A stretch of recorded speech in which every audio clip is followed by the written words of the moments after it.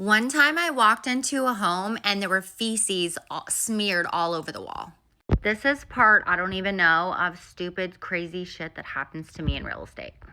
So obviously this was several years ago during the recession, and I was doing home steps and foreclosures listings, which means I was getting bank-owned listings where I could list them for sale, but I had to go in and assess the situation and find out what's going on with the home before I put it for sale. And I had to get photos and measure and all the things.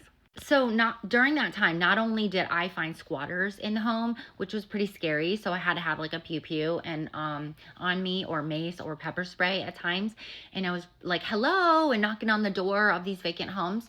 It was just pretty scary. I was in my 20s and alone, so who knows what could happen. There's people like on drugs, doing drugs in the back corner of the house or whatever. But I walk in this home and there's feces all over the walls, feces smeared, like, and it's also in words, like written out, because they're mad at the bank. They were mad at the bank for taking the house back.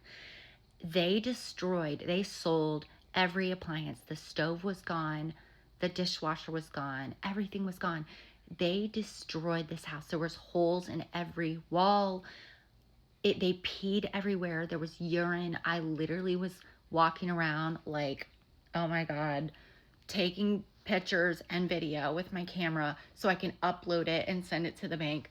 You guys, so gross. Even the copper was stolen out of the HVAC, which was pretty common for that time.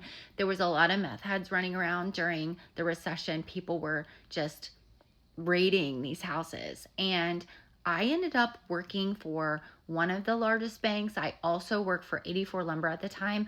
I had like 20 or 30 of these things listed, and it was a big business for me when things were pretty bad with the economy.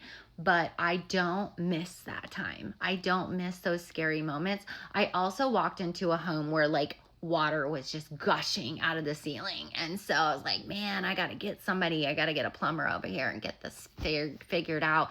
And then the whole house was like filled with mold. When things happen and they bust during ice storms and no one is around and it's vacant, these properties are at risk from being just totally demolished. So just a good story time for you guys.